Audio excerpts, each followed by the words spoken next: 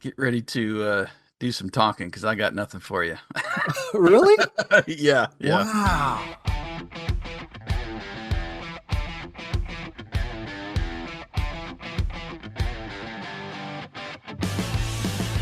Welcome to the Greatest Lists podcast, a show about music and lists.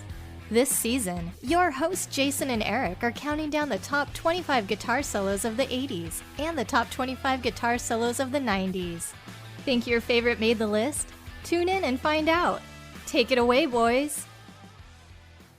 Welcome to Greatest Lists, a music and talk podcast featuring lists of the greatest songs of all time. I am Eric, your host for this episode, and joining me as always is my co-host Jason. What's going on, Jason? Hey, buddy. How you doing, man? I'm doing good. I'm glad that we can finally say lists and actually read it. That's right. That makes me feel good that we're not lying anymore.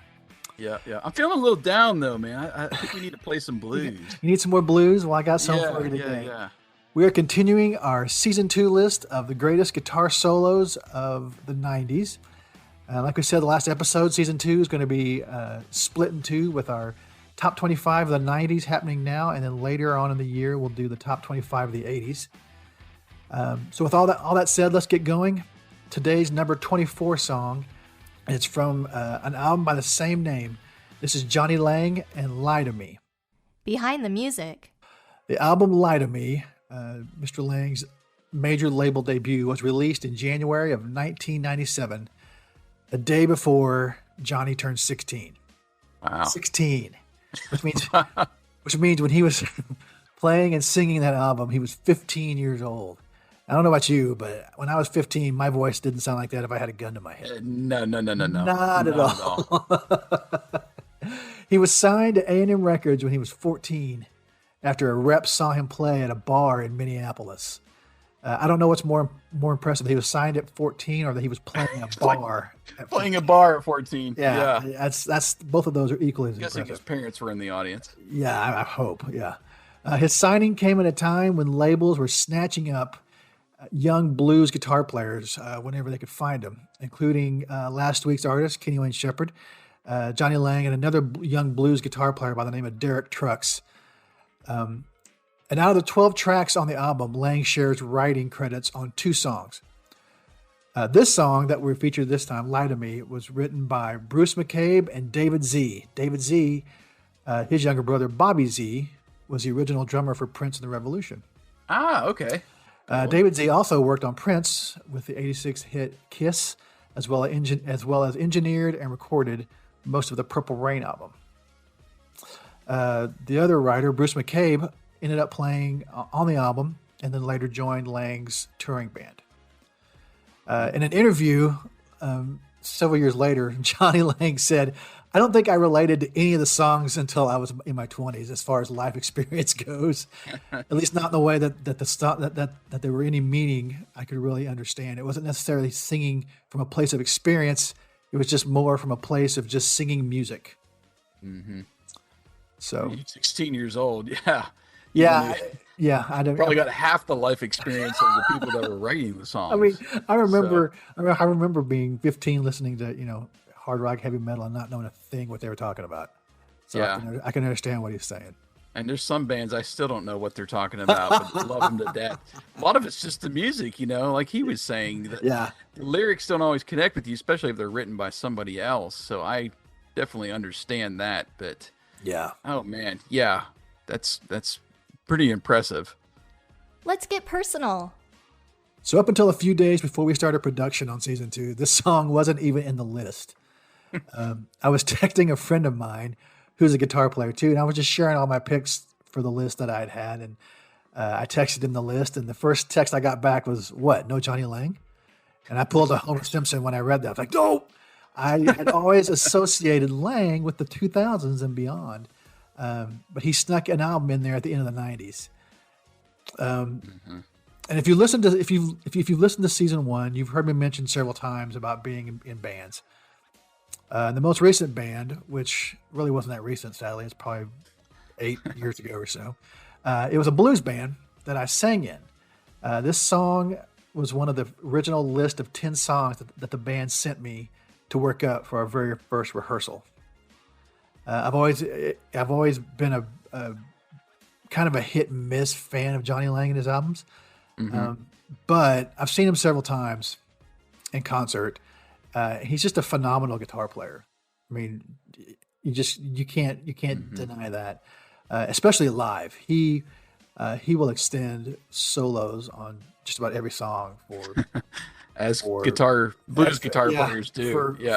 For really long time. So, and every album or two that he has a song, or every album he has actually has a song or two that I really dig. And this is one that I've always really loved. So, what's your history with Jonny Lang? Yeah, I got nothing. First time I remember listening to the song. So, like I said, that Kenny Wayne Shepherd album was an anomaly among my collection of alternative rock at the time. Wow. And just never connected with Jonny Lang. So, first time I remember listening to this song. Really? Yep. That's crazy, dude. Well, one of my high school graduation presents was a guitar. Was it really? It was a bright blue electric guitar. It was a Yamaha that my stepmom picked out of a store. That looks nice, and gave it to me. Nice. And I picked it up over the years, up through college. And my roommate played acoustic, and we would jam out sometimes in the room. But and by jam out, I can't air guitar. Play guitar. Yeah, air guitar. Learning chords, that kind of thing, and just kind of fiddling around with it. But I finally parted ways when we moved here to Montgomery in 2006. I was like, yeah, it's time to let somebody else to actually play this thing. That's awesome. Nice. It went the way of the dodo. So very nice.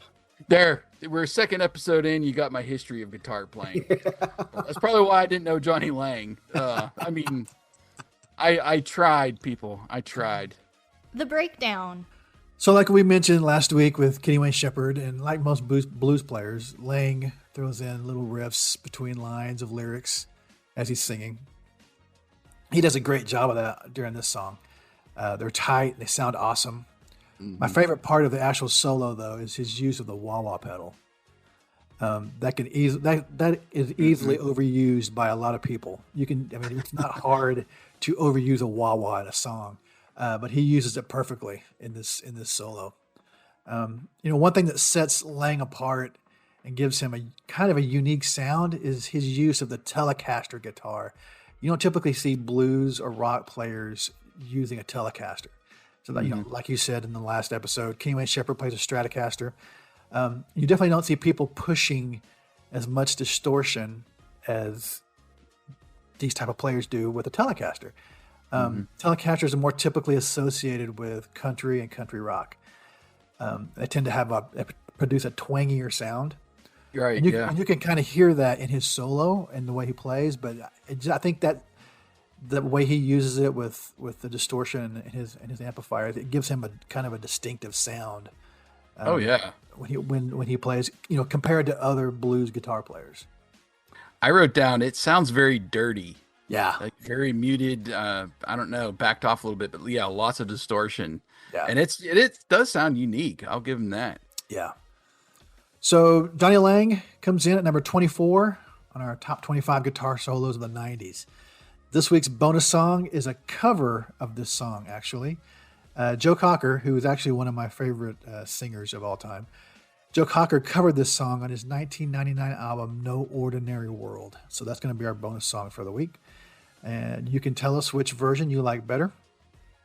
If you have Spotify Premium, which is what we recommend, stay tuned. You'll hear the bonus song in its entirety at the end of the episode.